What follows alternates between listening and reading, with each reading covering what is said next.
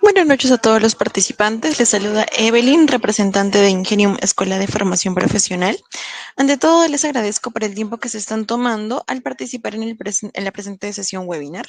Tengo ahora mismo conectado al ingeniero Julián Giraldo, quien es el docente titular de nuestro programa de especialización en control estadístico de procesos, que es además el docente que se va a encargar de la exposición del día de hoy, que tiene como tema herramientas básicas estadísticas para el control estadístico de procesos.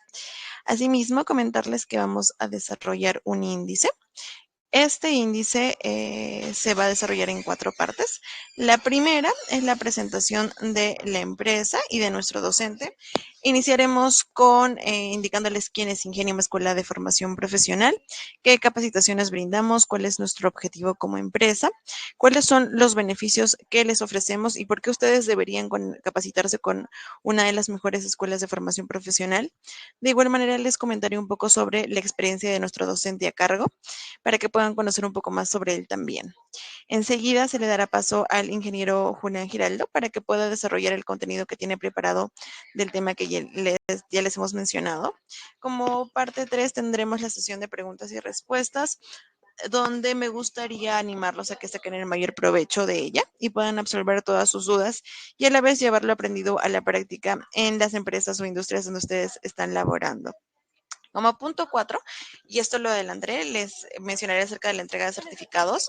Estos serán enviados a los correos electrónicos con los que ustedes se han registrado en un plazo no mayor a 10 días hábiles.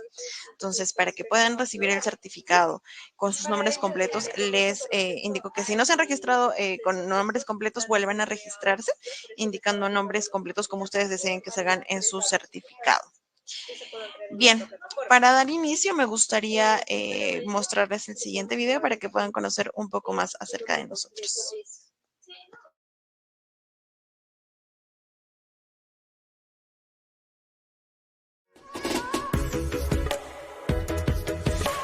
Somos la escuela de formación profesional líder en capacitación dedicada a brindar programas de alta especialización buscando potenciar tu perfil.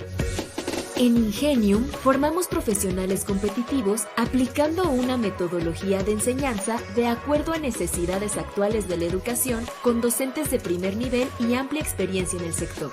Contamos con 4 ventajas competitivas que harán de tu elección la mejor decisión. Calidad de docentes, altamente capacitados con maestrías y certificaciones internacionales. Control y seguimiento personalizado, para que en tu proceso de aprendizaje tengas la mejor experiencia. Clases online en tiempo real. Interactúa con tu docente y desarrolla casos prácticos. Seminarios web gratuitos, para que vivas la experiencia Ingenium antes de tomar una decisión. Especialízate, trasciende, crece. Ingenium, Escuela de Formación Profesional.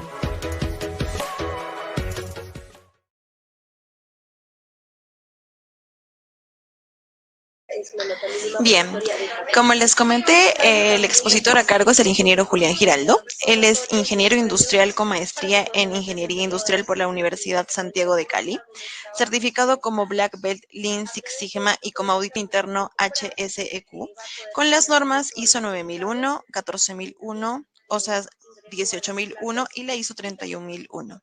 Cuenta con una experiencia mayor a 11 años como consultor e implementador de herramientas matemáticas y metodologías como Lean, Kaizen, Six Sigma, 5S, Kanban, TPM, SMED y Design Thinking en empresas líderes de Colombia de los sectores de manufactura, alimentos y construcción, consiguiendo un incremento del 35% de los niveles de productividad promedio, así como el ahorro de más de 2.1 millones de dólares.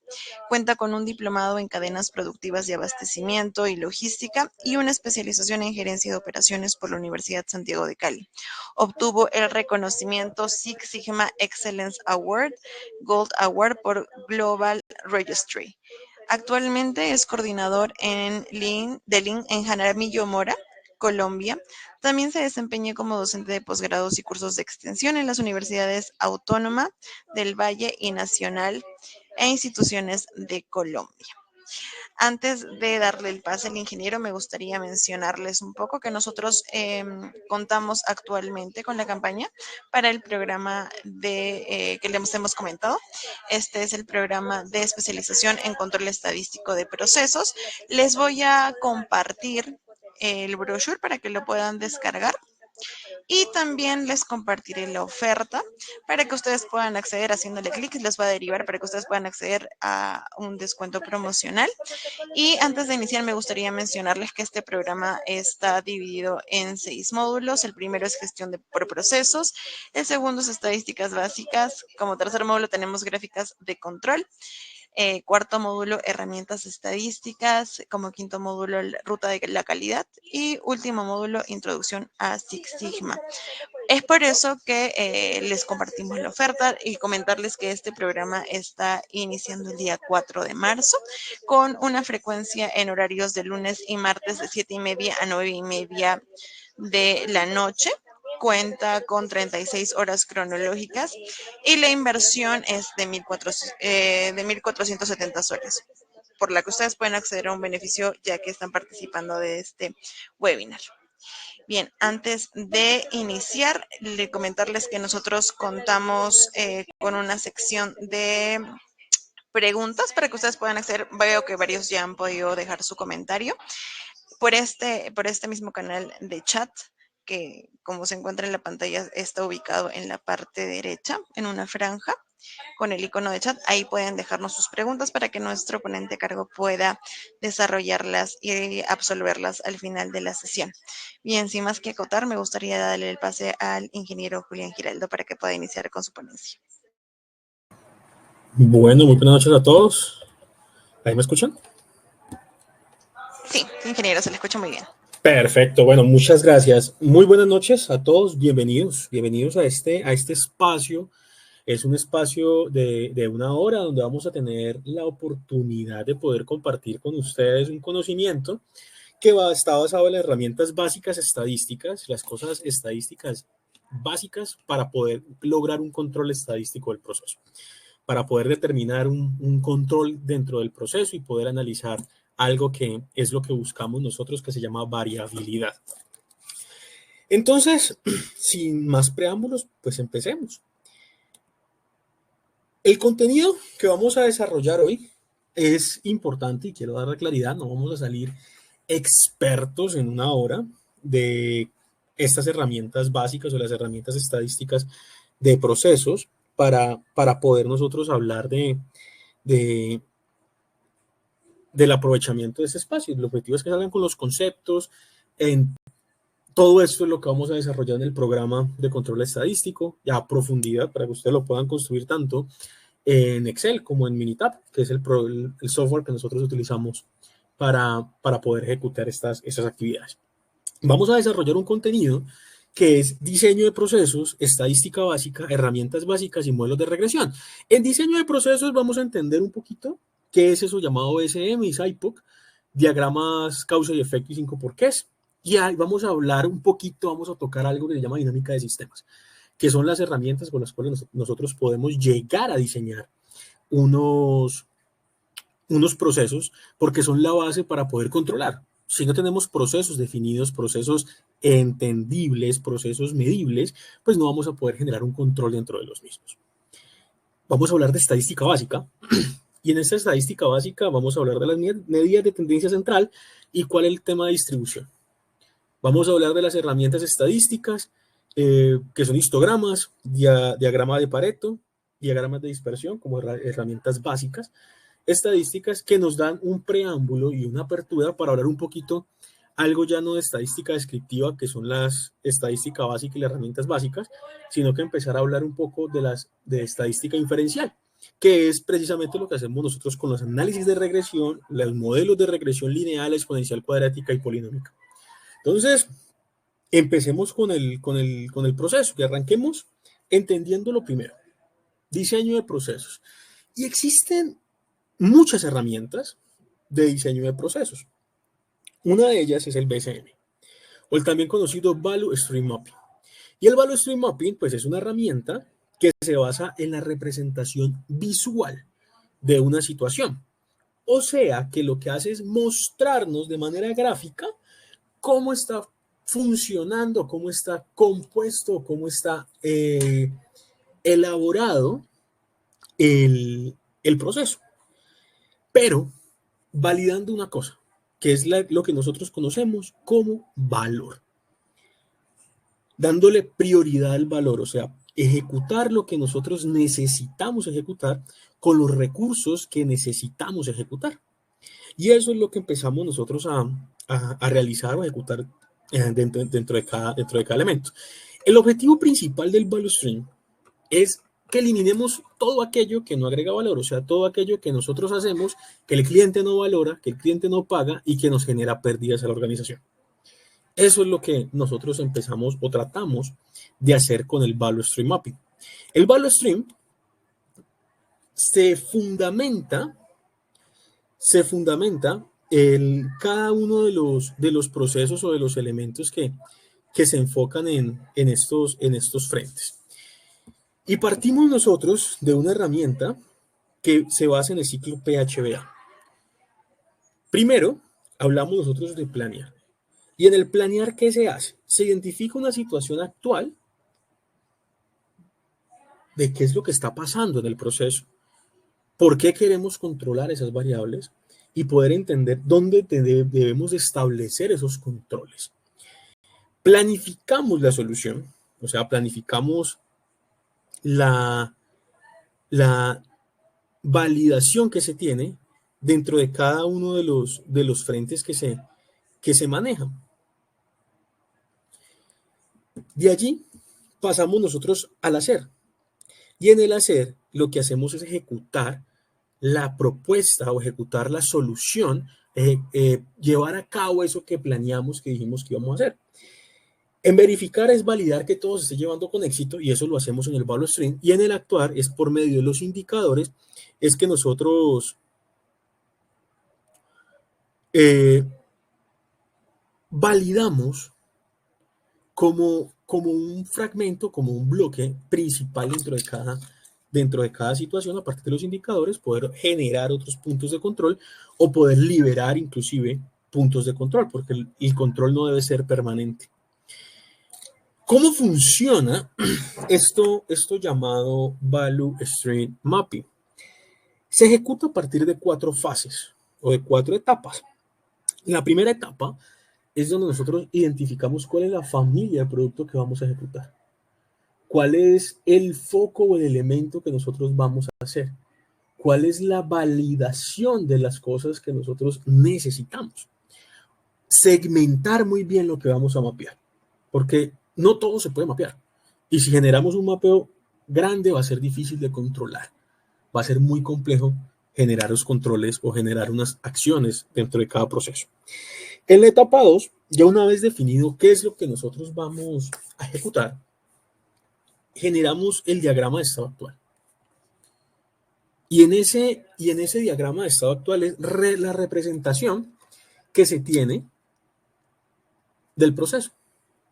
Es esa representación que nosotros vamos a llevar a cada una de las ejecuciones. O sea, es esa representación que vamos nosotros a organizar dentro de esos procesos. Entender qué es lo que está pasando, teniendo en cuenta algo: flujo de materiales y flujo de información. En la etapa 3, diagramamos el estado futuro, o sea, ya sabemos cómo lo tenemos hoy. Ahora, ¿cómo queremos verlo? ¿Cómo nosotros queremos llevar o transformar ese elemento dentro de cada proceso? ¿Cómo queremos realmente ejecutarlo de una forma distinta? Y por último, el plan de implementación, o sea, la ejecución de eso que queremos transformar. Así se ve un BCM.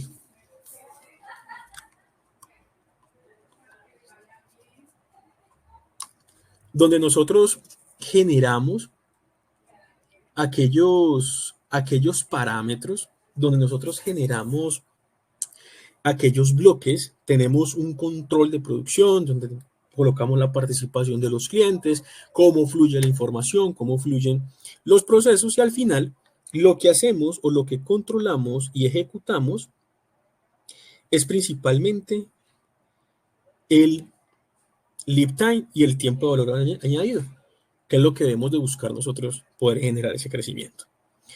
Otra herramienta es el SciPoc, que es una herramienta de un formato tabular, esta ya no es gráfica, es una tabla, que con él nosotros podemos generar esa caracterización de procesos y poder a partir de él identificar los elementos claves que participan dentro de cada uno de ellos.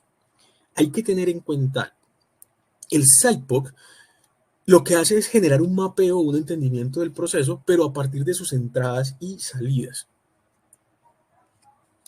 teniendo en cuenta qué es lo que entra al proceso y qué es lo que sale del proceso.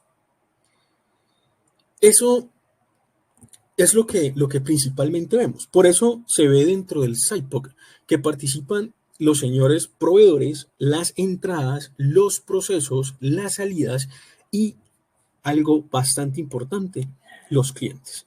Porque con ese proceso es lo que nosotros comenzamos a ver dentro de los bloques o de los elementos que necesitamos empezar a ver. Por eso hablamos, proveedores es la persona o el proceso que me suministra lo que yo necesito. Las entradas, o las famosas, también conocidas como las input, son los insumos que requiero para poder ejecutar la actividad.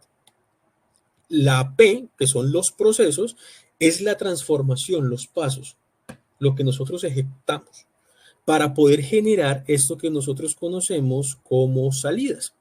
Y las salidas va a ser un resultado, va a ser un elemento, va a ser un bloque que le va a llegar a estos señores que están aquí llamados clientes, que son las personas o el proceso que usa lo que yo estoy generando.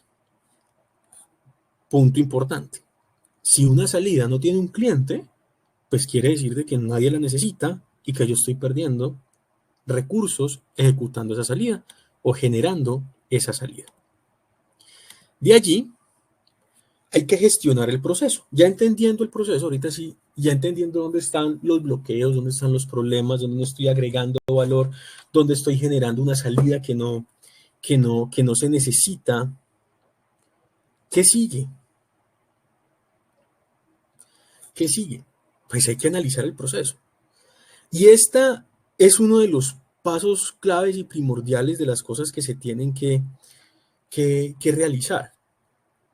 Primero, hay que identificar que ese problema que estamos analizando, identificado en el mapeo, va a tener unas causas raizales. Y para eso utilizamos el diagrama causa y efecto, que es uno de los elementos claves o vitales dentro de cada uno de estos procesos, porque me permite relacionar las causas con respecto a los efectos o a los problemas que se están generando y organizarlos o patronarlos a partir de las 6 M's. Que esas 6 M's son las que me van a brindar esa apertura o esa ejecución para poder categorizar y poder tomar unas decisiones efectivas y aprovechamiento de recursos. Y a partir de tener esas causas, pues implementamos o utilizamos algo que se llama los 5 porqués. Y esos 5 porqués, lo que hacemos principalmente es preguntarnos 5 veces o más o menos veces por qué ocurren las cosas. Así como los niños. Los niños generan ese nivel de curiosidad. Eso es lo que nos invita esta metodología, a despertar esa curiosidad, a poder entender, bueno, qué es lo que está pasando, qué es lo que está ocurriendo, qué es lo que está validándose en estos elementos. ¿Qué es lo que nosotros generamos dentro de los procesos específicos, ese nivel de profundidad? Y ahí es donde llegamos nosotros a la causa raíz, que esa causa raíz es la que generamos los planes de acción o generamos la transformación de lo que necesitamos para poder lograr aquellos resultados o aquellos procesos claves de desarrollo. Otra forma de que mapeemos los procesos y generemos los análisis es con una metodología llamada dinámica de sistemas. Hay que partir de algo. Dinámica de sistemas se utiliza para entender, para modelar, para construir y simular entornos complejos. Me voy a devolver un poco. Value Stream Mapping y SIPOC, análisis de causas y los 5 porqués, me sirven para poder entender procesos o entornos simples. ¿A qué me refiero con un entorno simple? A un entorno donde está totalmente controlado y no tiene afectaciones externas, o nosotros entender un proceso que funciona de una manera controlada sin generar unas afecciones externas. Dinámica de sistemas es todo lo contrario. Dinámica de sistemas entiende el entorno, cómo afecta mi proceso. O sea, no solamente se enfoca en mi proceso, sino en el entorno y todas las variables externas que influyen sobre él. Y se hace a partir de bucles de retroalimentación o de realimentación. Porque dentro de esos bucles es que nosotros generamos esos procesos o generamos ese entendimiento, y se genera o se construye a partir de algo que se llama modelación. Generamos un modelo, que es una simulación, para poder nosotros construir esa variabilidad. Y asimismo entender cómo reaccionan o qué tan influyente es una herramienta con respecto a la otra. Y ahí es donde tenemos importantísimas situaciones como que dinámica de sistemas se aplica prácticamente en todas las áreas de conocimiento. En todas las cosas donde nosotros tengamos un proceso que es afectado por un entorno, ahí aplicamos dinámica de sistemas para entender ese funcionamiento. Dinámica de sistemas nos permite simular, como les decía ahora, ese impacto de procesos o de políticas relativas bajo una situación de estudio de qué pasaría si, y me permite poder solucionar problemas a partir de esa simulación y de contestarme, bueno, mi proceso, ¿cómo reacciona si yo cambio tal variable? ¿Cómo reacciona si yo controlo tal variable? ¿Cómo se transforma o qué resultado me entrega si yo cambio tal variable? Entonces, me permite generar esa simulación y me permite generar esos campos de ejecución o esas transformaciones que tienen cada elemento. Dinámica de sistemas me permite poder analizar a corto y mediano plazo. No sirve para largo plazo, sino a corto y mediano plazo. ¿Cómo va a ser la proyección o la predicción de un proceso? ¿Cómo puedo entender de que se genere cambios en un proceso a partir de una situación específica? Porque eso es lo que vemos normalmente nosotros en cada proceso. Eso es lo que entendemos nosotros como cada punto o como cada factor que se tiene de interacción ante el resultado y cómo va a ser su comportamiento si se cumplen ciertas variables. Por eso dinámica de sistemas me permite a mí generar análisis en entornos complejos, no solamente dentro de áreas o departamentos, sino poder entender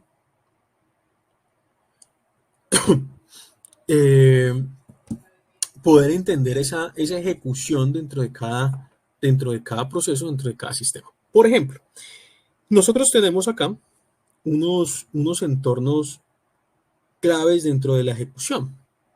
¿Y qué es lo que vemos? Partimos de que tenemos una variable llamada clientes, otra variable llamada ventas, otra variable llamada presupuesto, otra variable llamada costos, otra variable llamada calidad de materias primas y otra variable llamada producto terminado.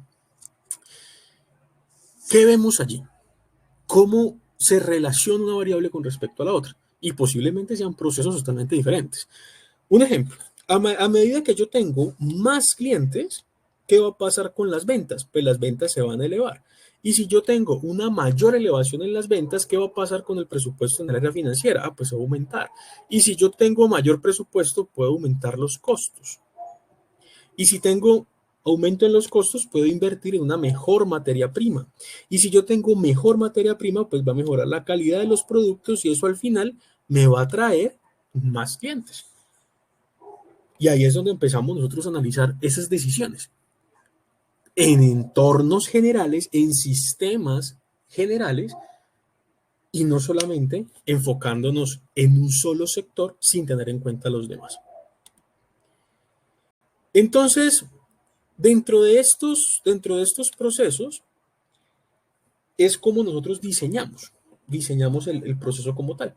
Ahora pasemos a mirar la estadística básica y vamos a hablar de los tipos de variables y las medidas de tendencia central y de dispersión. Entonces, empecemos con los tipos de variables. O sea, ya nosotros entendimos el proceso. Ya nosotros nos dimos cuenta cuál es la causa raíz. Ya nosotros sabemos qué es lo que hay que medir. Pero entonces ahora debemos de entender eso que hay que medir. Y para ello, pues vamos a hablar nosotros de que hay que medir variables. Y esas variables, pues principalmente, ¿qué ocurren? Vamos a tener unas variables cuantitativas y unas variables cualitativas. Las cuantitativas son las que conocemos como discretas o continuas. Y las cualitativas o categóricas, también conocidas con ese nombre, son las ordinales y nominales. Las cuantitativas son las que salen de un proceso numérico, las que nos resultan de un proceso numérico, o sea, resultantes de una medición. Las otras variables son las que son resultantes de una categorización, o sea, una clasificación. Las continuas cuantitativas son las que pueden tomar cualquier intervalo y son resultantes de utilizar un instrumento de medición. Por ejemplo, hora de ingreso. ¿O a qué horas iniciamos el webinar? ¿Qué necesitamos para poder medir? Un instrumento de medición llamado cronómetro, llamado reloj. Eso es donde sale ese instrumento de medición, la talla o el peso, la altura. Necesitamos un metro para poder, una cinta métrica para poder analizar la altura, o el peso, una báscula. Utilizamos un instrumento de medición. En los discretas son resultantes de un proceso de conteo. O sea, no medimos, sino contamos. Y ahí es donde sale, por ejemplo, el número de trabajadores en una oficina. Es una variable discreta. Número de estudiantes en el programa. Número de personas en el webinar. ¿Cuál es su edad en años? Son resultantes de un proceso de conteo. Contamos años. Contamos personas. Contamos elementos. ¿Sí? Mientras que las cualitativas son categóricas y sirven para organizar los datos. Entonces tenemos las ordinales, que son las que presentan un orden predeterminado. Por ejemplo, el estrato socioeconómico. Vamos a tener nosotros primero el nivel educativo. Primero es kinder, prekinder, primero, segundo, tercero, cuarto, quinto, sexto, séptimo, octavo, noveno. Bachiller, pregrado, posgrado, maestría, doctorado y postdoctorado. Hay uno que es más que otro. Entonces existe un orden. ¿Cuál es mejor y cuál es el otro? El estrato socioeconómico, estrato 1, 2, 3, 4. Nominales son los que no presentan ningún orden predeterminado y nosotros podemos analizar y categorizar como todas con la misma posibilidad o con la misma representación o representabilidad del proceso. Por ejemplo, categorizar por sexo, por género, por condición de empleo, es indiferente cuál es una y cuál es mejor que otra. Son simplemente categorizaciones. Esos son los tipos de variables. Nosotros en control estadístico de procesos nos vamos a enfocar en las cuantitativas, que esas son las que vamos a controlar. Las cualitativas nos van a servir para poder generar categorizaciones. Y arranquemos con las medidas de tendencia central. La primera medida de tendencia central es la que todos conocemos como la media, o la media aritmética, o también conocida como el valor promedio. Y lo que hace es mostrarnos a nosotros cuál es el valor que se acerca al centro de los datos. Por eso hablamos de medidas de tendencia central, hacia dónde tiende el centro de los datos. Entonces, ¿cómo se calcula? Pues es la suma de todos los datos dividido el número de datos. Y vamos en este ejemplo, nosotros tenemos 7 estudiantes que están en un programa y tienen unas notas del programa. Entonces, ¿cuál es el valor promedio de la gente que ingresa a ese programa. ¿Cuáles son las notas promedio? Pues partimos nosotros de hacer la sumatoria de todos los datos y los dividimos en este caso entre 7, nos da 30,6 dividido 7, 4.7, 4.37. En ese orden de ideas quiere decir que la nota promedio, o sea, la nota que tiende a estar en el centro de los datos de las personas que asisten al programa, es 4.37. Pero ojo, no solamente existe la media aritmética, existe la media ponderada, la media geométrica, o la media armónica, o la media muestral. Existen varios tipos y cada una de ellas tiene un significado y una utilidad distinta. La segunda medida de tendencia central es la mediana. La mediana me indica en dónde está exactamente la mitad de los datos, dónde está el centro de los datos. Lo que se hace es organizar los datos de mayor a menor, o de menor a mayor, y buscamos en dónde está en este caso el valor medio. Entonces ordenamos los datos y buscamos cuál es exactamente la mitad de los datos. En este caso tenemos 7, entonces el dato de la mitad es el 4, porque tenemos 3 datos hacia la derecha, 3 datos hacia la izquierda. Entonces ahí está el 4.5. ¿Esto qué nos indica?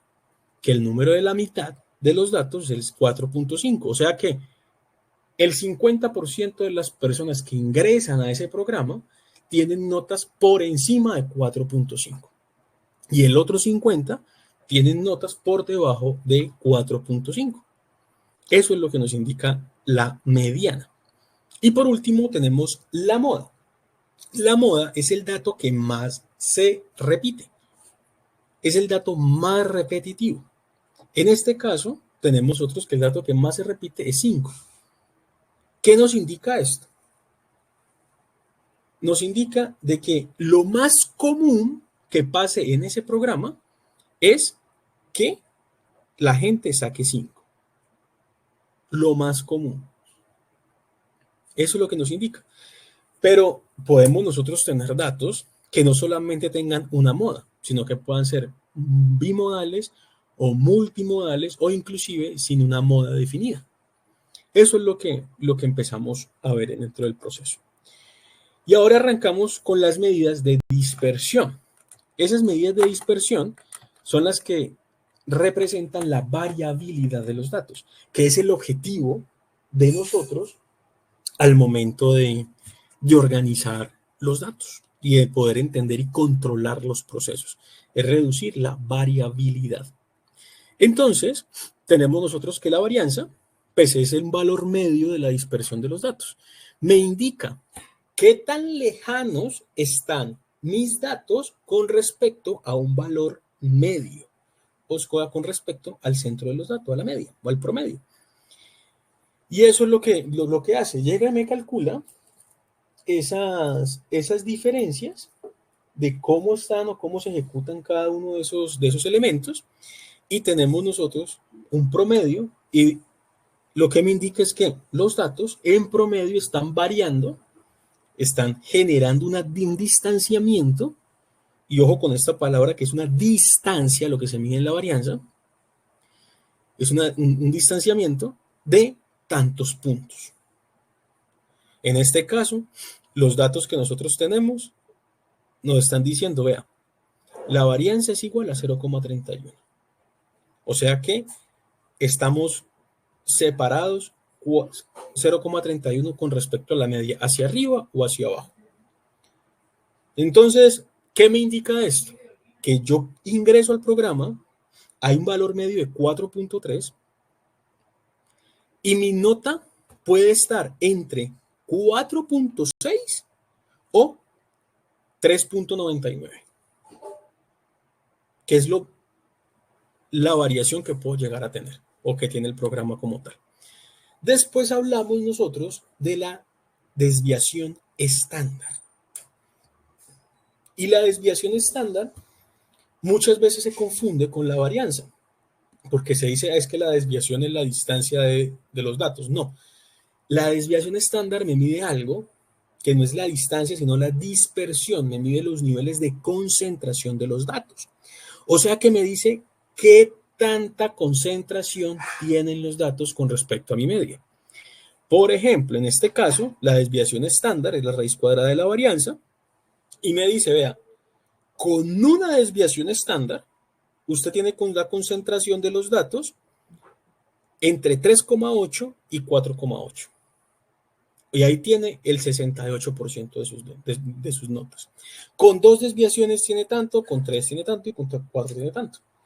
Porque me mira el nivel de concentración. Entre más pequeña sea la desviación estándar, más concentrados tengo los datos, o sea, tengo los datos más cercanos al valor medio. Y esto es posible cuando nosotros hablamos o entendemos la distribución normal. Porque esa distribución normal es lo que nosotros comenzamos a validar dentro de los procesos. Y es una de las formas que pueden tomar los datos. Y es la forma que nosotros como ejecutores de análisis más buscamos. Pero viene la pregunta, ¿por qué buscamos siempre la normalidad de los datos? No, los datos no siempre deben de ser normales. Los datos no siempre deben de ejecutarse de una forma normal. Existen datos no normales y existen, así como existen datos no normales, existen también herramientas para datos no normales. Entonces, la normalidad de los datos es una forma y una distribución de probabilidad donde tengo unas concentraciones, pero no es el fin como tal del control estadístico. Facilita mucho el entendimiento, pero no es lo que nosotros estamos buscando lograr dentro del proceso de control. Porque necesitamos controlar si sean variables que comportan de manera normal, como las variables que no son normales. Necesitamos generar un nivel de control de esos factores. Precisamente, cuando nosotros hablamos de estos factores, hay una herramienta muy buena que es el histograma, que es la que me permite poder visualizar el tipo de distribución que tienen los datos.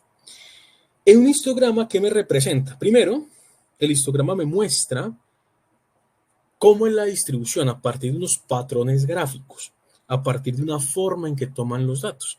Y es una medición de barras acumuladas dentro de unos intervalos establecidos. Y me indica 3 cosas importantes.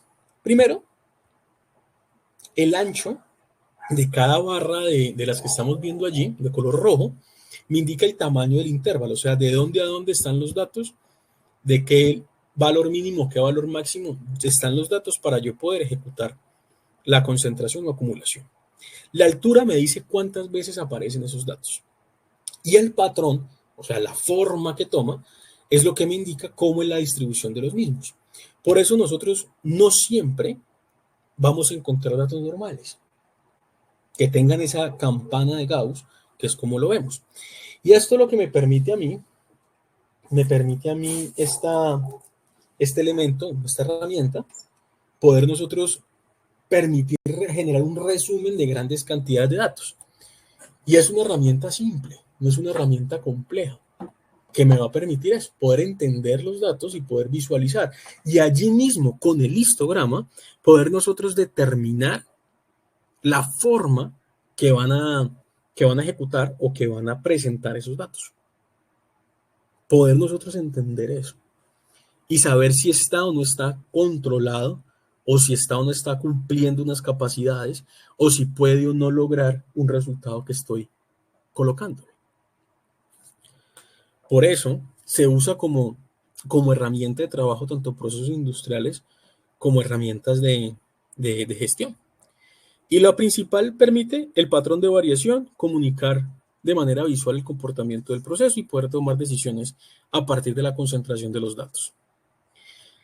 Y él me indica precisamente esto. Unos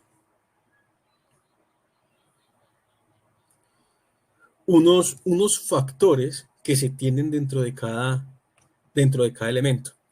Tenemos nosotros dentro de la interpretación unos 6, pues son 6 interpretaciones o 6 formas de poder visualizar o 6 comportamientos que van a presentar los histogramas.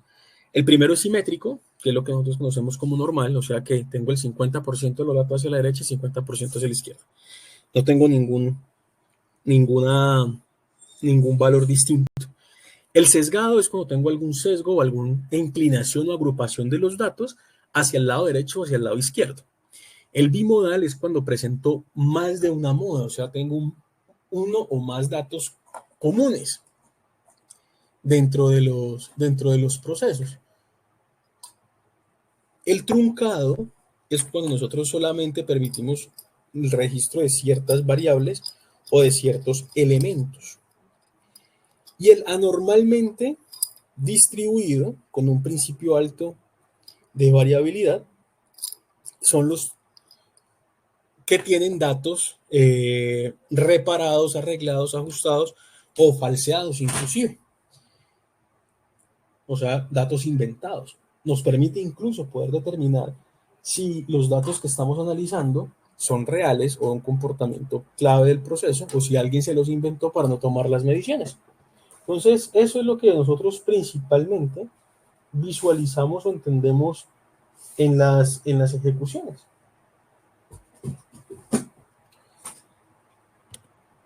Y ahí tenemos otra herramienta que es el diagrama de Pareto. El diagrama de Pareto nos permite principalmente generar unas concentraciones específicas dentro de los datos y poder dar una priorización. Del Pareto es una herramienta de priorización, de saber qué es más importante, un medidor de importancia.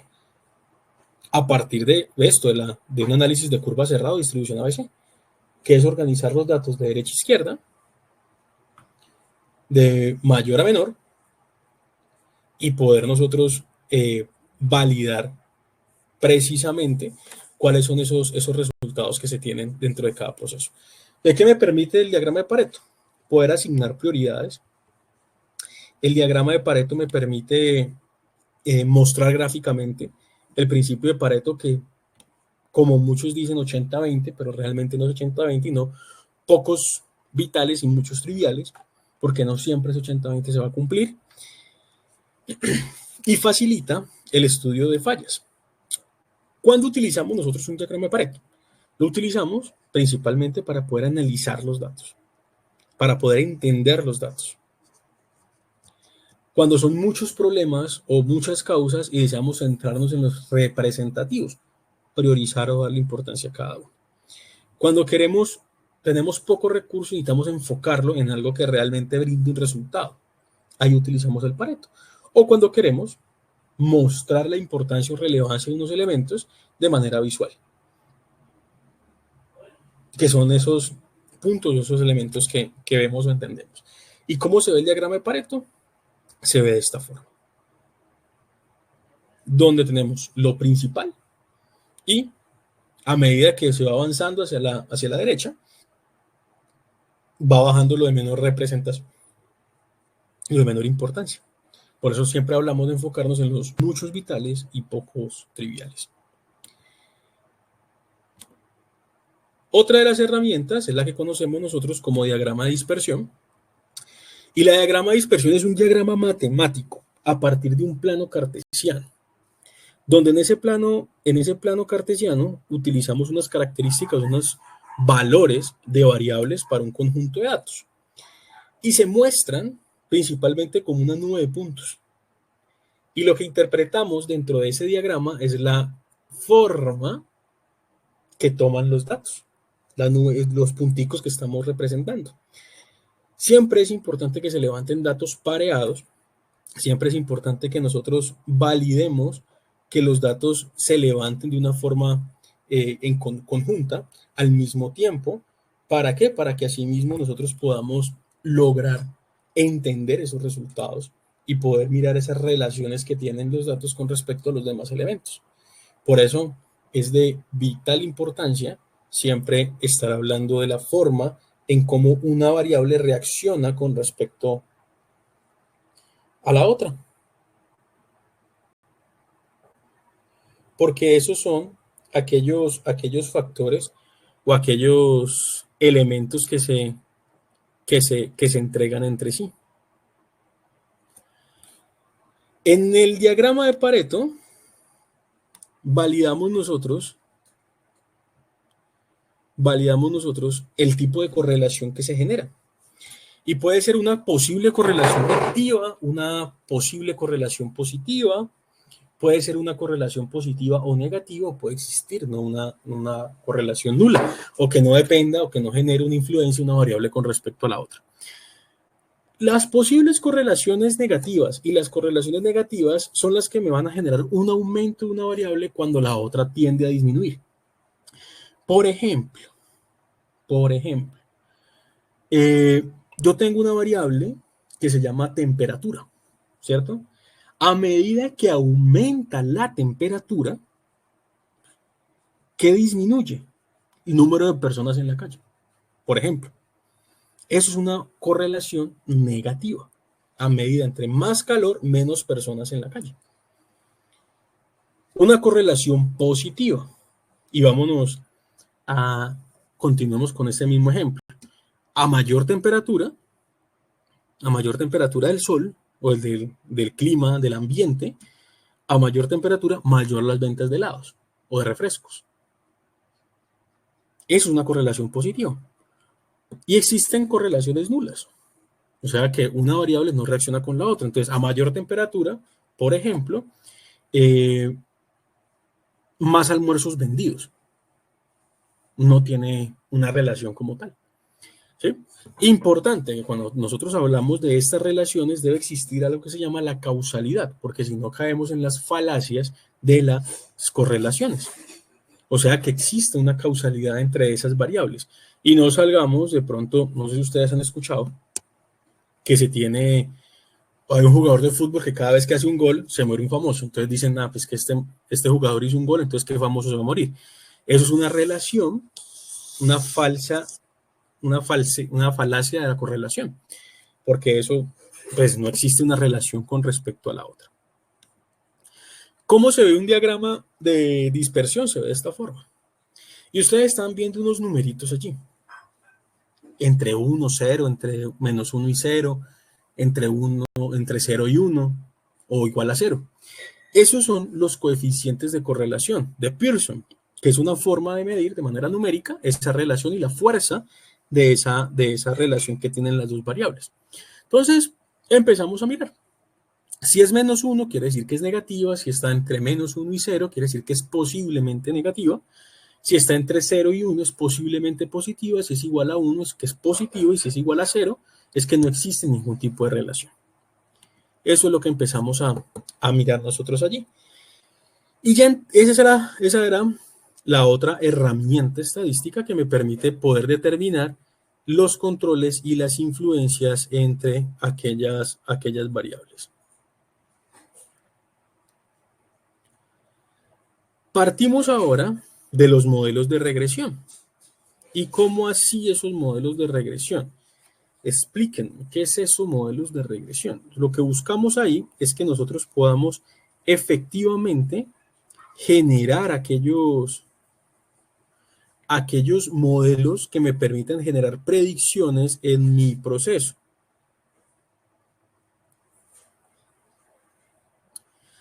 Entonces, allí, ¿qué tenemos?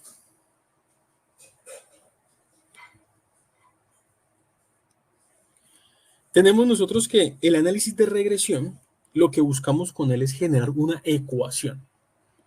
¿Y una ecuación para qué? Para poder describir esa relación estadística entre uno o más predictores, o sea, entre una variable que me afecta el resultado y otra variable que me afecte también. Y que me den un resultado que yo estoy buscando o el que estoy esperando, el que me permite poder modificar, jugar con las variables para poder decir, si yo genero esta variable con este resultado, esta con esta y este con este, el resultado que voy a obtener es este otro. Los resultados, ahora sí, los resultados de la regresión, pues identifico una dirección, un tamaño, una respuesta, una significancia estadística entre una variable dependiente y una variable independiente. La variable independiente, la que también conocemos como el predictor, o sea, el que me va a generar la predicción, y una variable dependiente es la que conocemos como respuesta. Entonces, por ejemplo, el signo de cada coeficiente o el signo de esa ecuación me va a indicar la relación. Si es negativa, pues quiere decir de que cuando una variable aumenta, la otra disminuye. El coeficiente o el valor del coeficiente de regresión es el que me va a indicar qué tanto afecta o qué tanta afectación tiene esa variable con respecto al resultado. El valor P que nosotros hallamos, o el valor P-value, el famoso P-value, es el que me va a indicar el nivel de significancia del modelo y voy a tener al final unas ecuaciones que son con las cuales vamos a generar predicciones. Entonces, ¿cómo así ecuaciones? Funciones numéricas y matemáticas. Entonces, vamos a empezar a mirar cada una. Regresión lineal. La regresión lineal es la más simple de todas. Precisamente por eso se llama regresión lineal, simple, y es una sola variable. Nosotros hablamos de que toda responde a la ecuación de una línea. O sea que mi proceso responde a una ecuación llamada y es igual a A más B por X, donde A es el valor del intercepto, más B, que es la pendiente, más X, que es la variable independiente, o el famoso predictor, que es lo que nosotros vemos. Y aquí vamos a recordar también un poco eso de álgebra del colegio para poder mirar y cómo es que funcionan esas ecuaciones. Regresión lineal múltiple es que son una línea, o sea, se construye una línea, pero a partir de varias variables, o sea, no una sola, sino de muchas. Y esas son las que vamos a tener como y es igual a A más B1 por X1, más B2 por X2, más B3 por X3. Y ese es el resultado que empezamos a obtener nosotros aquí, cuando son múltiples variables. Podemos encontrar esta variable de la regresión exponencial, que esa regresión exponencial lo que hace es entregarnos a nosotros un crecimiento de que responde a ese nombre. Por ejemplo, un crecimiento de bacterias genera un crecimiento exponencial, no un crecimiento lineal, y obedece siempre a una ecuación llamada igual a A por Euler por elevado a la Bx. O sea, la pendiente por el valor de X. Eso es lo que nosotros encontramos. Cuando nosotros empezamos a linealizar o tratar de llevarla a una línea recta, pues la logarítmica, y lo que hacemos es generar un logaritmo de Y es igual al logaritmo de A por B más B por X. O sea, no se preocupen por estas ecuaciones, que eso lo vamos a desarrollar, inclusive el sistema es el que lo desarrolla.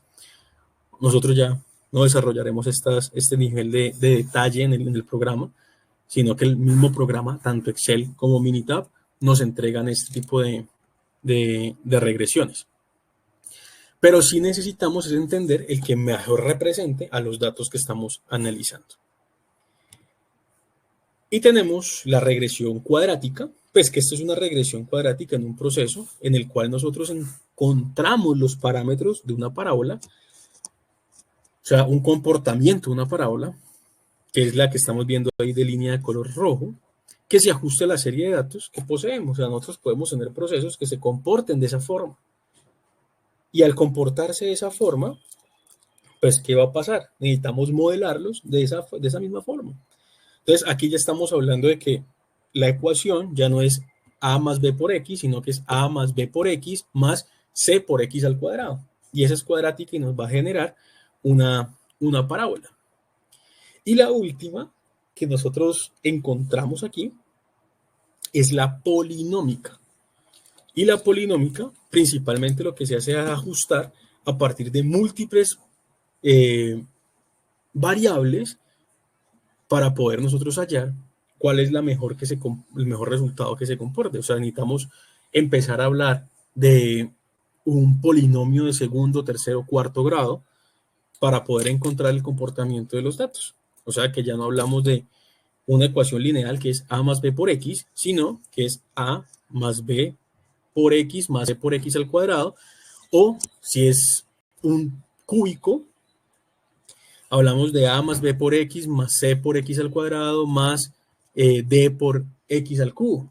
Y si es a la 4, pues así empezamos a elevarlos hasta encontrar la ecuación que mejor se nos represente o mejor se nos acomode. Y con esto, estimados, estaríamos nosotros finalizando pues esta presentación. Doy el paso nuevamente a Evelyn para que continuemos con la sesión del webinar.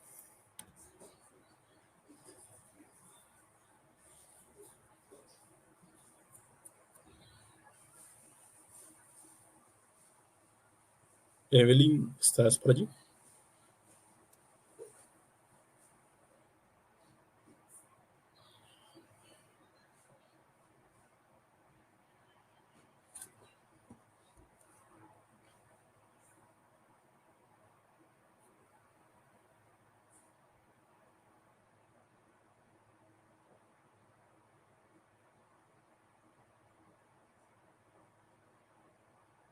Ok, ya está conectando nuevamente. Buenas noches, ingeniero, ¿me escucha? Perfecto, y claro, ahorita sí. Excelente. Muchísimas gracias por la información que nos ha compartido. Comprendemos que una sesión webinar no va a ser suficiente para poder desarrollar todas las dudas que tengamos y poder absorberlas. Es por eso que nuevamente los invitamos, estimados participantes, a que puedan ser parte de esta capacitación. Nuevamente les voy a compartir el brochure y también la oferta para que puedan ustedes, haciendo clic, acceder a más información y puedan tal vez tener la oportunidad de llevar este programa con nosotros. El ingeniero Julián Girardo, quien ha sido el encargado de llevar esta sesión, es el docente titular. Los invitamos nuevamente a recordarles que los certificados les serán enviados dentro de los siguientes 10 días hábiles a los correos con los que se han registrado. Agradecemos su participación y esperamos contar con ustedes en próximas sesiones. Buenas noches.